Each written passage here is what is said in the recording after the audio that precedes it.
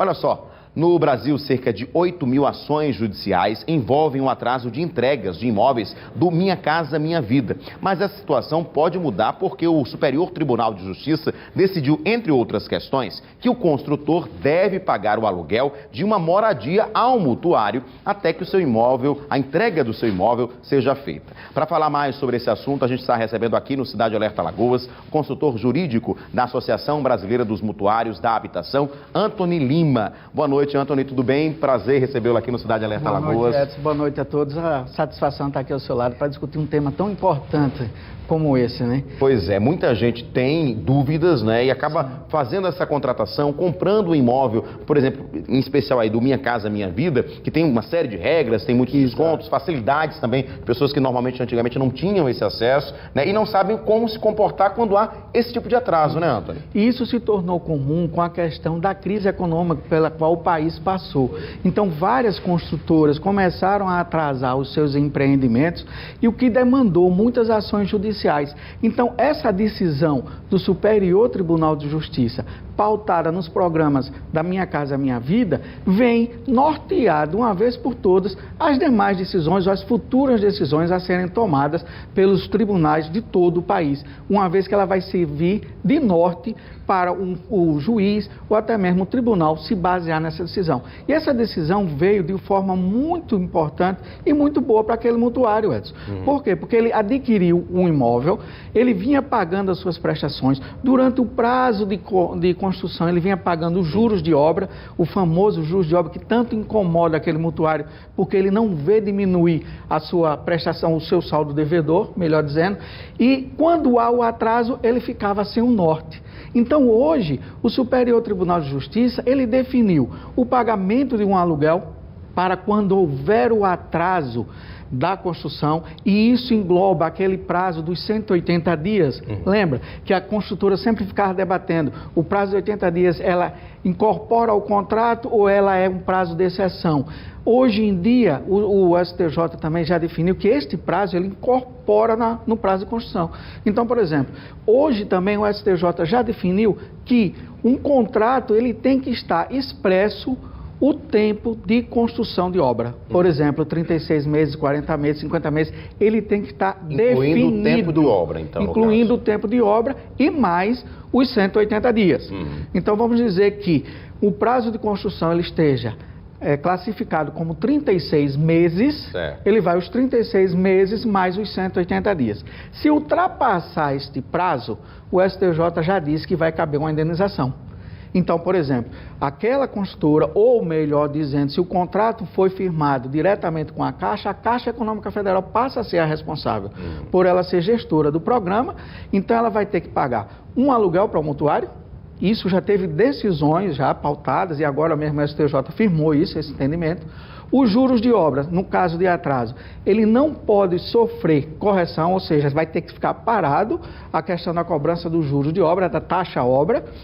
Se houver correção do saldo devedor, também vai ficar estagnada, ou seja, ela não vai poder, o saldo devedor não vai poder sofrer correção até enquanto se regularizar e entregar a obra. E vai ser pago um aluguel para aquele mutuário. E aí esse aluguel é acima desses 6 meses, esses 180 dias já de prazo, ou já nesse prazo ele tem que pagar esse aluguel? Ultrapassou os 6 meses, no próximo mês ele já está incidindo em mora e aí passa a ser cobrado esse aluguel. E geralmente o aluguel ele é pautado num percentual de 1 até 2% do valor do contrato por mês de atraso. Entendi. E isso sem contar também os danos morais e danos materiais. Porque tem muitas situações específicas de pessoas que estavam prestes a se casar, né, e teve que morar de aluguel. Então, por exemplo, esse aluguel que essa pessoa está pagando vai ser ressarcido, claro, com uma eventual ação judicial pautada sobre esse tema. Agora, em relação a esse aluguel aí, depois dessa decisão, vai ser preciso o interessado aí ingressar com recurso na justiça ou automaticamente ele já pode receber aí? Como é que faz para, no caso, a construtora pagar esse aluguel? Nessa situação, ele tem que ingressar judicialmente. Ele tem que judicializar a questão. Não. Já existem várias ações, como você bem frisou no início, mais de 8.000 ações circulam em cima desse tema, né? Então, em relação a essas ações, Possivelmente os tribunais e as decisões monocráticas seguirão a mesma decisão do STJ, e aquele que está prejudicado, aquele que ainda não ingressou para ter direito a essas indenizações, ao pagamento do aluguel, ao não reajuste do saldo devedor e também a não pagamento mais de taxa de obra, ele realmente tem que ir a juízo e pleitear para que seja suspenso e seja beneficiado com as indenizações necessárias. Agora, Antônio, essa decisão de hoje foi especificamente para imóveis construídos com esse recurso do Minha Casa Minha Vida, né? Quem utilizou o Minha Casa Minha Vida, o programa.